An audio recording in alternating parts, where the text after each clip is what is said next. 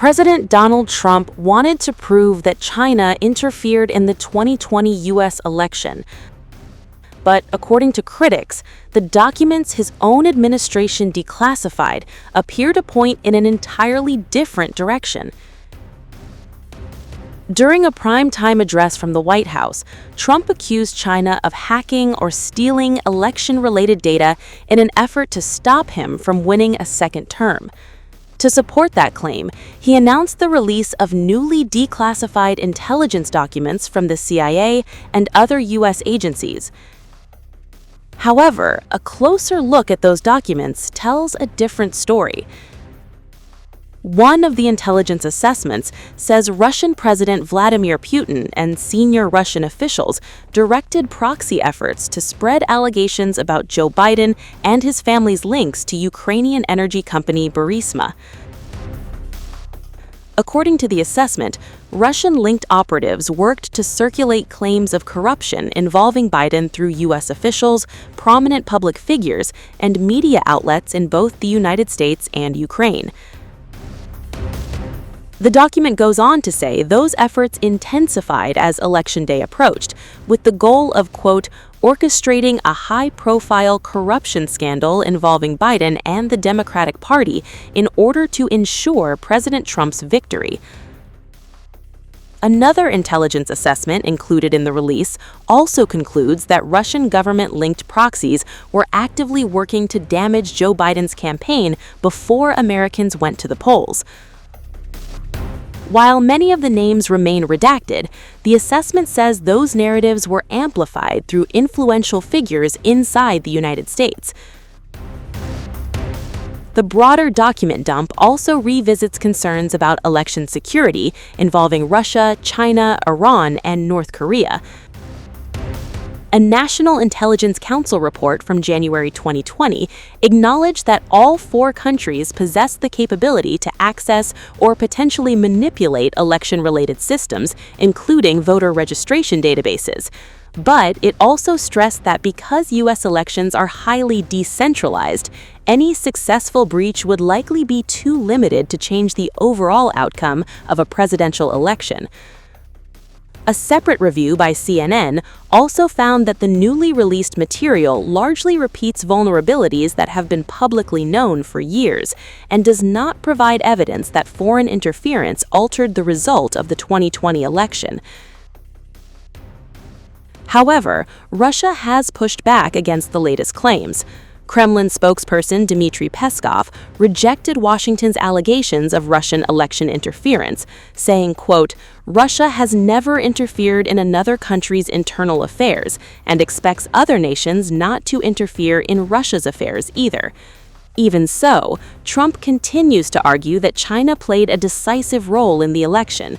In his White House address on Thursday, the president claimed Beijing compromised the vote by hacking data and attempting to block his re-election.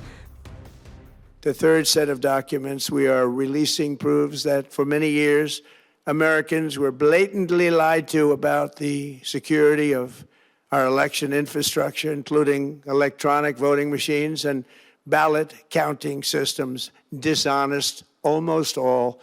They're vulnerable and they're easily compromised, and people within our government knew that. Tonight, we're publishing a series of previously classified U.S. intelligence community assessments and other reports proving that our government has long known these machines are extremely exposed to attack. As one assessment states, we judge that the United States adversaries, including at a minimum Russia, China, Iran, North Korea, as well as non-state groups, have the capability to compromise U.S. election infrastructure. That's unquote, but that's some statement, isn't it? Made by supposedly great patriots of our country. Finally, to reveal just how vulnerable our elections continue to be, we are releasing the results of a stunning investigation by the Department of Homeland Security. According to the DHS review, state voter rolls and public records, they identified approximately 278,000 non-citizens who are registered to vote in federal elections. Since Democrat states refuse to share their voter files, the real number is actually much higher than that. Yet, even this limited analysis found more than 250,000 foreigners illegally registered to vote. Put together, these disclosures reveal an election system so broken and so vulnerable that no one can possibly defend it. It is not defensible. Hundreds of millions of U.S. voter files are in the hands of foreign governments. Our machines and ballot counting systems are exposed to hacking and manipulation and corruption. China and other countries have been trying to meddle in our elections. Evidence of fraud has been buried. This is worse than any third world country. There's no third world country that has elections like we have. Great damage has been done to our country. Our elections were left vulnerable to being rigged and stolen, and the trust of the American people was lost. This cannot be allowed to continue. Every American, whether you're a Republican, Democrat, Independent, or otherwise, should be able to agree that we deserve the most secure, honest, and fair election system anywhere in the world. If you look at voting today, it's in such bad shape in so many states, and we are committing to fix it. And we're also committing to be working with those states and local jurisdictions to help them fix and patch known technical vulnerabilities before the midterm elections. We have very important elections coming up. We want those elections to be honest. But most importantly, addressing this crisis of election security demands that Congress must pass the Save America Act.